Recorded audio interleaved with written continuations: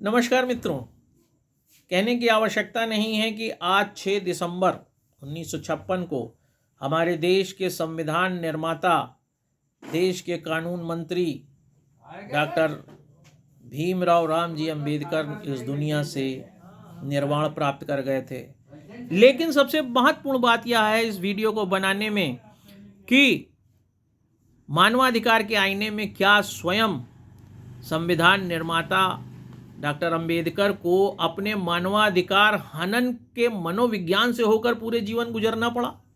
यह सत्य है कि उनके पिताजी सेना में थे। यह सत्य है कि उन्हें किसी एक ब्राह्मण ने अंबेडकर नाम दे दिया। उन्हें गायकवाड़ फैमिली के द्वारा फेलोशिप मिली, वह विदेश पढ़ने गए। यह सत्य है कि वह स्वतंत्र भारत में कानून मंत्री बने, संविधान निर्माता बने। लेकिन एक महार जाति में जन्म लेने के बाद भी, इतना कुछ करने के बाद भी ऐसा क्या हुआ कि 14 अक्टूबर 1956 को एक गरिमापूर्ण जीवन को अपने चारों तरफ पल्लवित करने वाले डॉक्टर अंबेडकर यह निर्णय लेते हैं कि वह बौद्ध धर्म स्वीकार करेंगे, और वह बौद्ध धर्म स्वीकार कर लेते हैं। और यहीं पर आकर आपको यह समझ में आता है कि जिन डॉक्टर अंबेडकर ने छुआछूत मिटाने के लिए इतना काम किया, जिन्होंने अंतरजातीय विवाह के लिए इतना काम किया, जिन्होंने पानी सब के लिए है, इसके लिए रायगढ़ महाड में पानी पीकर जिस मानवाधिकार की स्थापना करी, वह डॉक्टर अंबेडकर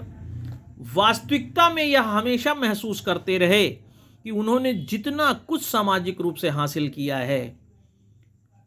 वह उन्होंने हासिल तो कर लिया है, लेकिन उनके समानांतर में जो उनके भारतीय समाज है और भारतीय लोग हैं,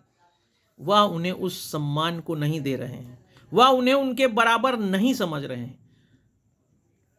अक्सर आपने भी देखा होगा कि हम इस बात को लेकर कुंठित होते दिखाई देते हैं। हम इस पर बहुत अपनी विचार विमर्श भी प्रस्तुत कर देते हैं कि फला व्यक्ति को नौकरी इसलिए मिली कि वह आरक्षण है का व्यक्ति है, आरक्षित व्यक्ति ना होता तो वह नौकरी ना पाता, आरक्षित व्यक्ति है इसलिए वह इतने ऊंचे पद पर गया। यह बात बताती है कि हम उस व्यक्ति को समाज में अपने बराबर मनोवैज्ञानिक स्तर पर ना महसूस करते हैं, ना ही उसे रख पाते हैं। और इसी बात को डॉक्टर अंबेडकर के सारे प्रयासों के बीच डॉक्टर अंबेडकर द्वारा भी महसूस किया गया। और यहीं आकर पता चलता है कि केवल न्यूनतम आवश्यकताओं की पूर्ति ही मानवाधिकार की स्थापना नहीं है, बल्कि मानवाधिकार वह मनोवैज्ञानिक स्तर है जहां पर आप मनोवैज्ञानिक स्तर पर एक मानव को दूसरे मानव के पूरी तरह समानांतर और बराबर समझ सकें, जो डॉक्टर अंबेडकर को अपने जीवन में नहीं दिखाई दिया, जो डॉक्टर अंबेडकर के प्रयासों के बाद उन्हें एक विफल प्रयास जैसा दिखाई दिया। मनोवैज्ञानिक स्तर पर भारतीय समाज में उन्हें उस उच्च श्रेणी में और उनके उस दलित समाज में जिसको उन्होंने ऊपर उठाया, उनके प्रति भी समाज के लोगों का मनोविज्ञान उस स्तर पर नहीं दिखाई दिया। यह ठीक है कि कानूनी दायरे में, विधिक दायरे में, संवैधानिक दायरे में बहुत कुछ बदला गया और बहुत कुछ हासिल हुआ, उसके कारण उनके मानवाधिकार की स्थापना भी हुई, और जो कभी कल्पनाएं नहीं हो सकती थी वह सब कुछ दिखाई दिया। लेकिन उन सब के करने के बाद भी एक चीज़ जो कमी रह गई कि आप कुछ भी हो जाएं, अगर हम आपको अपने मन से उस बात से स्वीकार नहीं कर पा रहे हैं तो आपका कोई भी प्रयास, कोई भी प्रतिफल आपको स्वयं आनंद नहीं देता है। और यही मानवाधिकार के हनन का सबसे बड़ा